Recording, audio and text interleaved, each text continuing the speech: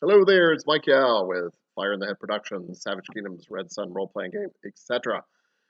Today's video is more generic. It's not necessarily about Savage Kingdoms and Red Sun. I've been kind of touting all of that lately, and this is more generic, so it applies to Dungeons and Dragons, Pathfinder, and whatever. Role-playing in general, tabletop role-playing games, particularly with medieval fantasy games, although you will find equations to what I'm about to talk about in science fiction and the real world and everything, even the Old West, etc.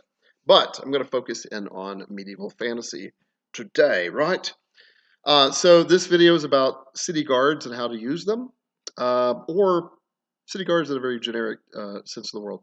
The medieval equivalent to constabularies and constables and that sort of thing, police, etc., all the way up into paramilitary forces and then actual full military forces. Um, so all of that stuff we have nowadays, we live in a very complex world nowadays, of course. So there's all these different divisions, and they kind of interact in different ways, and or don't interact in certain ways, etc. Have different jurisdictions. Take all of that back to the Middle Ages, even into the Dark Ages, and even into the ancient world, the age of antiquity, and you still see there's all these parallels, right? Because that's kind of where it all started. It was way back in the past, and we kind of built it up as we want to. So the whole idea of a city guard or city watchman or a soldier in general goes way back to biblical, beyond biblical, to Mesopotamian times, which is, as far as we know, the first kind of known early civilization. There's a lot of proof that there were older kingdoms even way before that, but I won't get into that. That's not what the video is about. It's about city guards and the paramilitary. So let me break down the different types of city guards. This is kind of a generic term. The use of city guards comes up in many game sessions, um, maybe even most of them. Particularly if you're often your player characters are often going to settlements, right? And I use the term settlement as a generic sense of a town or city or village. I remember military before I get into all that. So in kind of medieval terms, 10,000 or more people was generally considered a city. 1 to 1,000 people is considered a town, and less than 1,000 people is a village. And that's generally speaking. You might hear there might be a settlement of 1,300 people, and most people still call it a village, maybe because it grew over the last couple decades and people remember it being a village. You can even break it down further to 50 or so inhabitants is a hamlet, and then a thorp is like around 20 to 25 people, maybe 30. And that's generally like a farmstead. Maybe at that point, it's just a family or two probably married into each other, just a clan that lives in this sort of farmstead type thorp out of the middle of nowhere, or it could be a lumber cutting village or something like that. It would have a very distinctive reason and why it did not grow. It wouldn't be on a major trade route, stuff like that. I should do a video about that actually at some other point about towns and cities and settlements and how they relate and how rivers affect them and um, roads and pathways and stuff start and trade routes and all that stuff. But back to the city guard thing. So the first level of a city guard, quote unquote, is militia. So the militia they would be, the good way to put it is in kind of in Viking terms. So the Vikings, and in fact, this is even kind of pre-militia. So any kind of warrior society, which I'm saying the term Viking is very generic, Scandinavian settlements, call them Viking or not Viking, actually means a specific river pirate that were typically of Scandinavian descent. But anyway, you know what I'm going at. Or Spartan society. So any kind of warrior culture, even Native Americans, to be more recent, you would have able-bodied men, or in some cases women, particularly in the Vikings, where they had shield maidens and stuff, would be protecting the village. So they weren't professional soldiers, and they weren't necessarily city guards. Everybody was a city guard, so to speak. Everybody kind of kept an eye on things. Um, if there was a conflict going on in a Viking village or a Spartan village, then you might set watches, right? There would be a military leader, possibly the local lord or lady who would set all of this into motion, would probably assign a captain of the guard, captain of the watch, captain of the military, and they would set up watches during the night, right? So, in a sense, kind of creating our first type of city guard. Now, these would be called militia. So, militia, and the modern term militia is a little different, but it's still kind of the same. It basically means people that aren't professional soldiers, that take a turn keeping watch. And again, it's usually people in decent shape. It might be as young as 15 or 16-year-old boys, typically, all the way up to men considered to still be in fighting age, up and around to age 60 or so. And these people would be kind of in charge of kind of keeping the watch, so to speak, being the city guard. And they were given a certain amount of power by whatever lord or lady indoctrined them into the position. Um, and it was pretty rough and tumble. So if you committed a crime and the militia caught you, you were in some pretty big trouble. You could be banished, excommunicated. You could lose a hand. You could be branded. Um, People didn't play around back then too much with law breaking, particularly among your own people, which is actually why it really didn't seem to occur that much. There's not many records of that happening. You just didn't do it to your own clan. Now, beyond that, to other people's, it was kind of all bets were off for the most part, unless you really wanted to make an alliance with those other people or whatever. But you just didn't. That's why the term kinslayer was such a big thing, like killing one of your own family member, which is still obviously abhorrent, but back then that's why that title sort of exists, and because it was kind of like a thing that you really had to carry the rest of your life. You just didn't want to kill anyone from your own clan or tribe. You needed those people to survive the winter. You needed those people to hold back the marauding forces or to go on the next raid to gain your own resources, etc. So anyway, that's militia or able-bodied fighting folk. Um, so then the next level. So then eventually, evolution kind of created sort of a professional militia or a city watch, right? And so these might have been men or women that were part-time soldiers, sort of. Warriors is probably a better, more generic description, but they were part of a soldiery in a sense. They probably had some training. They probably did train in some basic formations, at least a shield wall.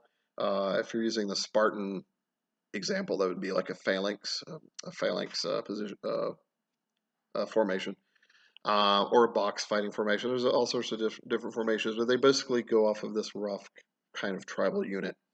So these City Watch people might have been trained in basic stuff like that. More simple weapons had been trained in spears, pole arms, hand axe. Might use the wood cutting axe if you could get a hold of one. Swords would have been pretty rare. Swords were usually at this point only the nobility or a champion. In other words, a non-noble person that was a very experienced warrior and managed to gather a lot of spoils on the battlefield from the enemy, and might have gotten a hold of a nice iron sword or maybe even a steel sword, or if you want to go way back, a fine bronze sword. So in any case, a fine weapon. Sword was a prestige weapon, and if you play Savage Kingdoms, you know that's actually one of the weapon characteristics for weapons is prestige. You can get, if you get +1 to your renown if you're carrying a prestige weapons. But so anyway, so City Watch would have been that basic kind of unit. They were sort of part time. They may or may not have been paid, but they were part time, as in like they were typically still doing their other job. They were a farmer, they were a leather worker, or a furrier, trapper, hunter, dye maker, whatever. Um, so possibly one or two positions might have been full time, like whatever local lord there was. We're talking probably more of like a baron level, once you get into a later or early medieval period where you have such titles. But just using the term lord or lady generic, I think kind of fits because that really kind of covers any sort of noble born person all the way up to royalty. But if that noble could afford an extra position for you, and often they could, they would also have you as their personal bodyguard. So you would be part of this elite guard. May only be you, maybe 5 or 6 of you. Um, Extending it out to medieval fantasy, it's cool to have lords and ladies who are like this elite guard of 50 people. Now that did happen. There are cases in actual history where that did happen. In fact, even more people were part of an elite guard. And that elite guard often was there to protect that emperor or king or noble, but they might also serve double duty as a full-time captain of the guard, captain of the watch, etc., like that. So there you go. But militia and city watch would have been kind of lower skilled, but still a little more skilled than the average even like rough and tumble guy, like a hunter or blacksmith who probably had some good muscle to him, but wasn't necessarily trained in the weapons other than maybe practicing with some of the stuff that he might have made himself, but not really formally trained. So this militia and city watch would have been just slightly above, just kind of like your average person. Really? All right. So the next kind of level is city guard. City guard and city watch are often the same, right? It's just two different terminology. However, if you get into a larger city of over 10,000, even almost like metropolis size for sure, you might have different military units. So you might have a city watch, and they were usually at night duty. They had to be up on the walls. It was kind of like the lower form of the whole city guard situation. City guard mostly would have had the night guard or night watch. So you can see why guard and watch. You can see why these units are kind of interchangeable in a way. But like I said, in the larger cities that could afford it, you might have an actual city watch and a city guard, and they might even have a fancy title, especially particularly in medieval fantasy. We like to give these crazy titles out, like the Red Riders or the Crimson Swords or the something, whatever. Um, the Purple Dragons, to use a Forgotten Realms term, but although that's a knightly order, which I'll get to in a second. So they might have these, or they might be just named after the captain's name, Captain Marcus's Renegades, or something like that. And it might have been a group of 50 people. So anyway, and you would take your watches. Part of it was garrisoning the walls. In this case, it would almost certainly have been a walled city. Garrison is a term meaning that, and y'all probably know this, meaning that you are housed within the city. Garrisoning means that you are protecting it, right? So you're not typically going out on patrols, except on rare occasion. Your main job as a military person is to guard that city or town or castle, fortress, whatever it may be. So that's what garrisoning means. So that would be, so the city guard would have a captain of the guard is another popular kind of non-player character from tabletop role-playing games and computer role-playing games, which copied from tabletop. But anyway, so captain of the guard, you might have a captain of the watch. If it's a really bigger unit, you would have like a sub-captain. You might have sergeants at arms. So you would have like several people with titles, or what we call in a modern military officers. They are holding an office there, meaning that they are employed. They're 100% loyal to that government. In this case, Lord or Ladies Army, and they're compensated for everything that is their job, other than maybe like a hobby or something on the side. Um, but if you're not an officer, so to speak, then you're just kind of this. Again, if you might have a part that you do it part time, and you might be a farmer, leather worker, whatever. Uh, Otherwise, or that is your only job, and you're just kind of barely getting by. So the average city guard, and this is all over the place depending on the era and depending on the type of currency being used in medieval Europe or wherever. But to put it inside of D&D terms, the average city, like low level city guard or city watchman, only made about 5 silver pieces per day, at the most 3 to 5, which isn't horrible. It is in kind of D&D terms where everything slants to gold. Savage Kingdoms is silver based, so it makes it makes it like pretty good pay. Actually, in that case, the silver based economy, they're only making about 8 copper to 1 silver piece per day. Still not horrible, but not great.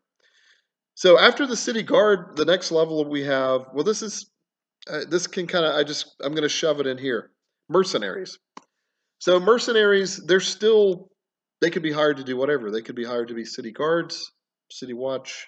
Um, Probably not military. Military means you're more connected to the great, like you're more yeah, correct, connected to the area, connected by blood and loyalty. So in other words, militia is they're typically from the same village or clan. A mercenary is typically an outlander, someone that's brought in from another realm, another kingdom, who is using his or her fighting talents to make a living. So mercenaries spring up in times of peace. Obviously, you would think during war. So in war, already they're already employed, right? So most mercenaries are loyal to some other kingdom or realm, and during times of war, they are already oath bound to serve that king or lady. However, in times of peace, mercenaries they have all these fighting skills, right? And that's often their only real skill, so they can't really do anything else. So they go, and that's where the term sellsword comes from, to go sell their sword, to sell their or freelance. Actually, the term freelance also came from that. Uh, the guy with a lance who was free, who was not oath bound to anyone else. So freelance and sellsword all basically mean mercenary. So they would seek work in order to continue to make a living and live, right, and survive, and help pay for their family and or themselves by going out and having their services hired by various lords and ladies and captains and emperors and kings and such. So some of them could be used as city guards, and that becomes really fun in role playing. I've run several, well, many scenarios that have like different military factions, and they're all kind of one upping each other, and one doesn't trust the other, especially mercenaries because they're usually outlanders. So very few people trust them, and the mercenaries can, if they grow hungry and they're not being paid well or something, they can turn in on the populace. It's happened in real history, happened in Roman history for sure. It's happened in pretty much probably every country, kingdom, or culture at some point. Something like that has occurred. Um, so that's how to use mercenaries. Now, mercenaries could also be used while you have your garrison city guard watching the city. Maybe if this lord was able to hire some mercenaries to go out and to patrol the countryside against bandits, or they would also be used often as tax collectors or tribute collectors. Tribute is just an old term for tax or taxes, um, meaning that that's what is owed to the lord or lady whose land that you are occupying. Whether even if you are, it's really weird in the medieval time. You could be a landowner, possibly a yeoman, but in a sense, the land still belonged overall to the overarching monarch, if that makes any sense. Unless you happen to find a tract of land that's just literally out in the middle of nowhere and no one has uh, gotten rights on it other than yourself. And that's where the little thorp comes up that I talked about, like just some group of people living over here, or an encampment, and that probably gets a lot of suspicion because people will think that maybe those are brigands or gypsies or something like that, and other ne'er do wells or whatnot. So a little side story there. So yes, so the mercenaries could be used as to patrol and stuff like that. The next level going up, beyond city guard and certainly beyond mercenaries, would be elite guards or knights. So elite guards are, well, we'll use knights as the first example of an elite guard because people are mostly familiar with a knight, a knight. So knights typically do not kind of lower themselves in a sense to garrison a city unless they are really needed. Like their lord and lady is like, look, there's some forces of this kingdom across the river. The Carnians across the river, they have been scouting and been seen spying on the area, and I really need you to come up and kind of take over as captain of the guard, or maybe look over to see some military drills, or even stand a watch on the guard. I really need some people I can trust up there. Now, these would typically be what we call hedge knights, more low ranked or bachelor knights. So, in other words, they're the reason the term bachelor knight exists because these are usually poorer warriors or low level knights who were not able to really attract a bride yet because they really weren't making quite enough money yet. Or if they did, it would not have been marrying up at all, probably. So they were often called bachelor knights, and also to the fact that they were married to their job, really. So that was their only loyalty. So these low-level knights or hedge knights might be doing some of this stuff. So keep that in mind. You can actually use. It might be cool that your player character is running to a guard who's actually Sir Owen or whatever, Sir Ivan, and that would be might be kind of maybe they're just like who yeah whatever who cares. But some people might find it really interesting and interact more with this guard and find out why he or she, if it's a she, would be Dame. Actually, to be more like historically accurate, Dame is just like the female version of Sir. But if you're doing a fantasy world where you don't really make a difference between the male and female titles, they could just all be Sir or whatever. So that's fine. Um, so knights can also be noble. Well, so they are ennobled. Some of you, and most of you probably already know this. When you become a knight, you are ennobled, meaning that you do have some noble powers. You have the power of low justice, for example. You can you can exact the law, you can enforce the law of your lord on a low level to the local populace. And sometimes, of course, this got taken advantage of, unfortunately. So that gave you some noble rights. And then some knights in history actually rose pretty high, like into the kind of almost like a baronet sort of level. I think there's even an example of a viscount or viscount that might have, or even a marquis. I'm not quite sure, but to put it back in a pre-medieval time, like in a Viking sort of period, there weren't knights, but a knight, the best equivalent to a knight, say in a Dark Ages setting, would be particularly in a Germanic or Scandinavian uh, culture, would be a huscarl. So huscarl, just to break it down, means hus means house, carl means uh, lord, like a minor lord. So huscarl means house lord, meaning that they were usually lords in a sense. And being a lord back in that time was more of a, it just meant that you were a leader of men, like of 10 men or 10 people. And often was a military thing, but not necessarily always. Um, so, yeah, so you might have, so a huscarl was kind of like a bachelor knight, was not able to really afford his or her own land so much. And so, even though they were lords and they had some privileges and some renown and stuff, especially in battle, they had to stay in the house of the lord, of their lord, and that's why they are called housecarls or huscarls. Raj, there you go. So that would be the equivalent to a low-level knight, to bring it back to more of a Dark Ages, particularly a Viking-esque kind of realm. So now the mid-level knights rarely would be city guards, again, unless it's like extreme emergency and like extreme emergencies of invasion and completely losing your entire cities. Like whatever will happen at that point, right? Even the Lord himself might be out in the middle of the plaza, sword in hand, hopefully surrounded by his huscarls or his elite guards. A really high level knight, yeah, probably not. So at this point, a high level knight probably is the local lord or adjacent to the local lord, like in his own little, and he might owe some kind of fealty or some kind of debt to a greater lord to come, or neighboring lord to come help out in extremis. So again, you're only going to see these guys in like real extreme situations as far as like city guard and militia goes. Um, and of course, in medieval fantasy, we all like to do these cool. I like to do them for sure. These cool elite mercenary companies, like in Savage Kingdoms, we have the Black Lions. Red Sun, we have the Raven Company, which later becomes the Black Lions, actually, because it's the same setting. We have the Knights of the Sword and the Rose in Eredorn in Savage Kingdoms, probably the most elite across the known world in Savage Kingdoms. We also have the Green Knights, much more mysterious, but like Hunter Knights. The Green Knights of Cormac. What else do I have? The Order of the Flaming Sword over in Tarnia. Actually, they're pretty. They could vie for greatest knighthood against the Sword and the Rose, probably. The Order of the Scarlet Griffins they're more like a mercenary order. They originally was kind of a sort of a knightly order, and then they've kind of fallen into selling their swords and lances to the highest bidder. So they're not much less mercenary than the Black Lions in a Savage Kingdoms terms. But in Dungeons and Dragons, that also applies. I've used the Savage Kingdom setting to run Dungeons and Dragons, particularly for youth games. So I use all of the lore that's still there.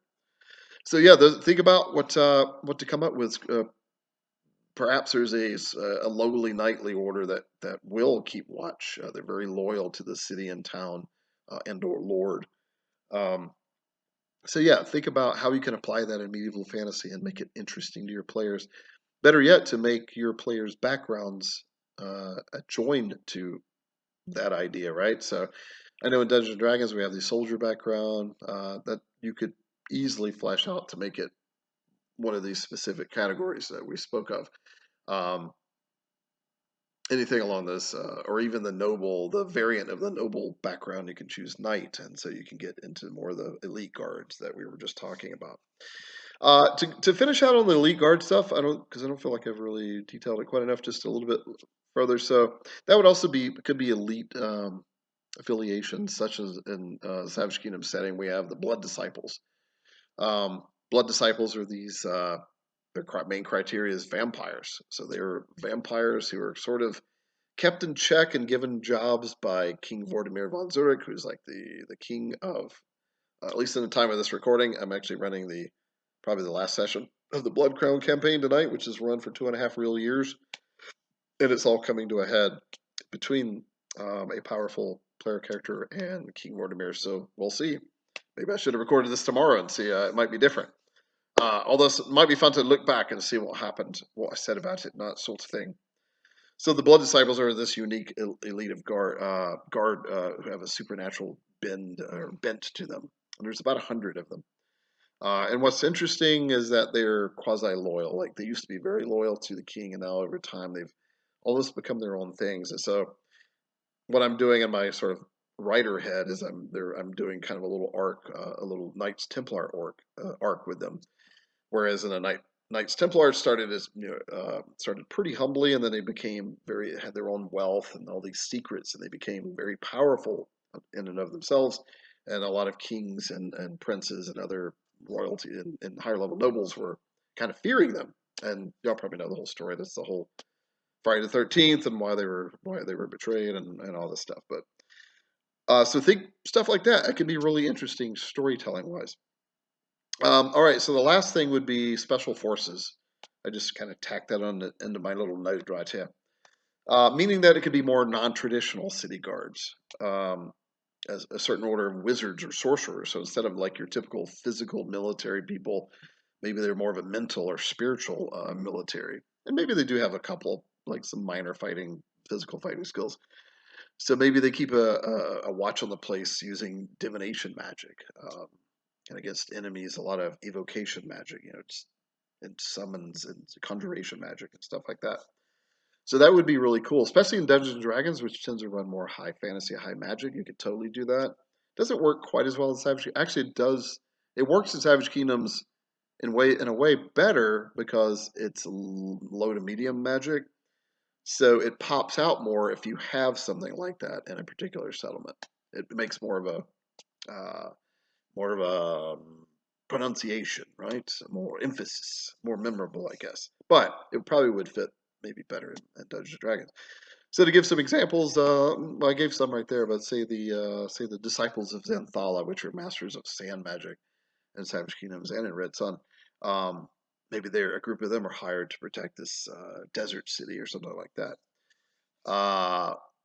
There's the Blood Disciples, which I mentioned, but they're already kind of somewhat typical military, other than being vampires. Um, but yeah, that would be considered a special force. So having 20 of them watching up on the city walls during the night or something like that. Or maybe even like a thieves guild, who like an invisible garrison force that nobody really sees, and it's actually just people dressed as normal people that are part of the thieves guild, sort of keeping a secret watch, like the whisperers and that sort of thing. So yeah, stuff to think about. Might be really cool. The last note I will leave it on, so because I think the gentleman that did the video was really cool, but he kind of failed to mention this, and I wanted to mention this too because this happens a lot, particularly probably in young game masters who don't maybe know quite as much about medieval history or military or police in general. Who's paying the city watch, right? So we always say, "Oh, there's city guards." Even as a player character, not that I don't play as a player character very often anymore. I'm almost always a game master. But I would always remember a little pet peeve. We would go to just go to a village of 100 people, and there would be like a city guard of 30 people. So 30% of the city apparently is the city guard, which is fine. And they could be militia, but they were often described as being pretty well outfitted. And I always thought about like who made these people that, or who's paying their wages, that sort of thing. Who's supplying their equipment? So keep in mind on that note, like who is doing what I just asked, what I just said. So in a large city, it's easy to see that equipment, like at least a chainmail shirt and maybe a pot helmet and a spear and an axe. Maybe if you're lucky, a captain of the guard might even have a long sword, uh, dagger, sidearm, probably crossbows, but maybe longbow if you're a elite, like really good city guard mercenary kind of level. You might have longbows, but other than that, you're probably just using crossbows. They're kind of easy to train with. Maybe short bows, which technically are hunting bows. Um, so, yeah, just think about who's paying their wages for all this equipment. So, if it's a small, poor town, maybe don't describe the city guards having plate armor, plate mail. If you do, there's a really cool story there. Like, why are they so much better off than the people they're policing or protecting? So that could be really cool. That could be again another elite mercenary unit that's brought in, and people just kind of despise them because they're showing all this wealth. Not only are they in nice armor, but maybe it's very ornamental, trimmed in gold or silver or some nice embossment on it or lacquer work or something like that. Um, and their weaponry, their weapons and stuff. Also expenses like horses. So most city guard are considered footmen, but once you get to the higher level, like the mercenary, special mercenary units, and especially knights and elite guards, they probably can be footed or mounted. So think about where their horses, and they're probably war horses, not just riding horses. Where are they kept? Like where's the local stable? There's at that point there's probably a military, its own military stable, not like a generic stable that the entire city can use, which also is actually kind of rare. Most stables are connected to something like a inn or military barracks. In some cases, a temple. Some temples might have stables as well. So anyway, think about where the horses would be kept. Do they even the horses have barding, which is armor that's even more expensive, very expensive. So just think about who's paying these people's wages because that is ultimately where their loyalty is. That's just human nature. Um, to kind of use an ancient Roman example, the Roman troops were loyal first to their unit, secondly to Rome itself, and then thirdly to the emperor. Actually, the Praetorian Guard had it reversed. They were loyal to emperor first, so they would literally die protecting. But yeah, the other Romans they were loyal first to the unit, to that standard they carried, the aquilifier signifier. That's another guy. The signifier, hence signal banner. That was the thing you were loyal to, and then firstly, and then everything else kind of came after that. And so I think even in medieval terms, it's very similar. City Watch is loyal to, first of all, probably this captain, the guard captain, if he's fairly charismatic. If not, probably the town itself, because City Guard probably has family that lives there, and they probably grew up there, especially at a militia City Watch level. And then if it's the lord and lady that's clearly paying out of their coffers, then they don't have direct loyalty to that person. They probably never even met the lord or lady. Maybe seen them once or twice at a showing up at a drilling parade or something. But it's probably going to be loyal to the city captain and then the town itself or fortress itself, and then like the lord or lady or whatever. Once you get to knights, the high level knights and elite guards, they might be more directly loyal to the actual lord and lady. And then secondarily would be like the city, and then third and fourth would be like the common people. Uh, and then special forces you can make it whatever. They could be like loyal to this grand wizard that lives off this tower first, and then like the local lord and lady third or something like that. May not even care about the common people at all. Maybe there's an interesting force that's more loyal to just the common people and not so much nobility. It's almost like, say, if Robin Hood's merry men took over as a garrison force, maybe that's how they would approach it. So, anyway, fun stuff to think about. Hope you guys enjoyed this video. And I'll make some more of these more generic things soon, I think. So, thanks for watching. Talk to you again soon.